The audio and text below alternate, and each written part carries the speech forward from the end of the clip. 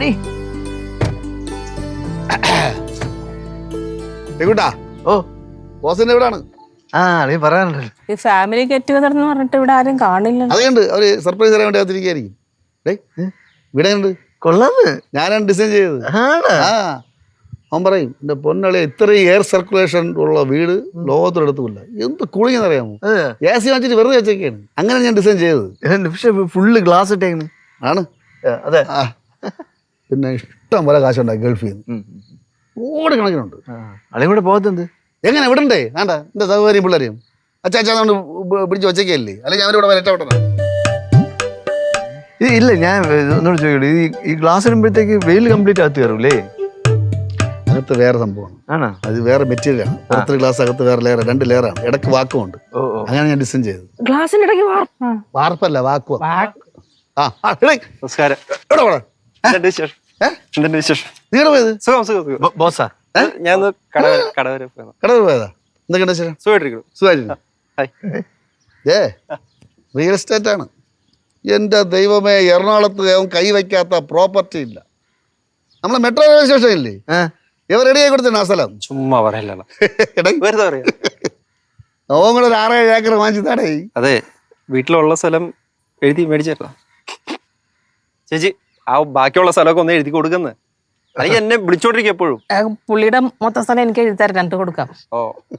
ഇതറിയ ആരും ഇല്ലേ? ഞാന് അച്ഛനോട് പറഞ്ഞിട്ട് ഒരു 10 വർഷം കൂടെ നീട്ടിത്തരാം. ഇതെന്താളിയേ?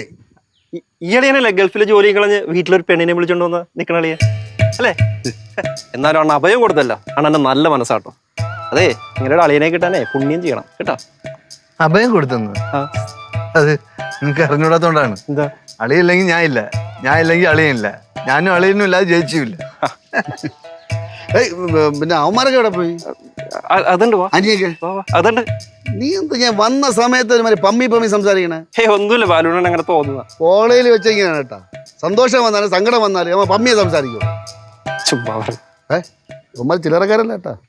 പണ്ട് പ്രിൻസിപ്പാളിന്റെ റൂമിൽ പടക്കെറിഞ്ഞവന്മാരാണ്. ഇപ്പൊ അവന്മാർ കുറഞ്ഞൊരു ബോംബെങ്ങനെ പറയും നമ്മളെ ഞെട്ടിക്കാൻ വേണ്ടി. അനിയ ഇവിടെ അകത്തുണ്ടെണ്ണ. അനി നമ്മളെ ഫ്രണ്ടാണ് കേട്ടാ. പക്ഷെ ദയവേത് അവൻ തമാശ പറയുമ്പോ ചിരിച്ചളയില്ലേ? അവൻ തമാശ പറയുമ്പോ ആരെങ്കിലും ചിരിക്കണമെന്ന് കണ്ട പിന്നെ ഭയങ്കര തമാശ നിർത്തൂല. സന്തോഷം അവരെവിടെ? വാ, അകത്തുണ്ട്. നിങ്ങൾ ഇവിടെ വാ. യുവമാർക്ക് ഇങ്ങോട്ട് വന്നെന്ന് അറിഞ്ഞിട്ട് പുറത്തോട്ടൊന്നുകൂടെ ഇരിക്കട്ടോ.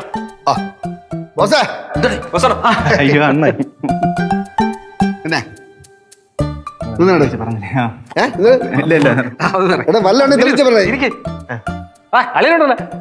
കേശു നീ അങ്ങ് വലുതായി പോടെ. അളിയനുണ്ട്. അളിയൻ പുതിയ ബിസിനസ് തുടങ്ങിയെന്ന് പറഞ്ഞു. കട എടുത്ത് മേൽനോട്ട് അളിയനായിരിക്കും. ഞാൻ തന്നെ. ഈ വീട് അളിയൻ ചെയ്തതാ. ഫുള്ള് ഗ്ലാസ് സെറ്റപ്പാ. പക്ഷെ പുറത്താണ് നമ്മൾ ഇരിക്കുന്നത്. അതെ, ചൂട്.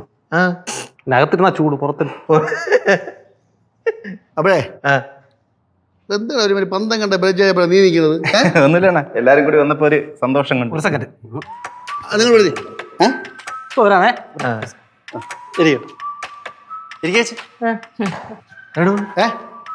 ഒരു കാര്യം പറഞ്ഞില്ല, നമ്മൾ പഴയ സുഹൃത്തുക്കളല്ലടാ. ഒരുപാട് കാര്യങ്ങൾ പറയാൻ കാണൂലേ? അടിക്കാൻ വേണം.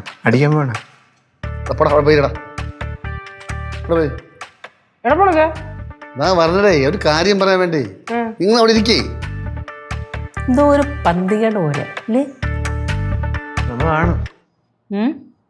സംഭവമാണ്. ഫ്ലവേഴ്സ് ഒരുക്കുന്ന കാഴ്ച വസന്തം യൂട്യൂബിൽ പ്രേക്ഷകർക്ക് ലൈവായി കാണാം.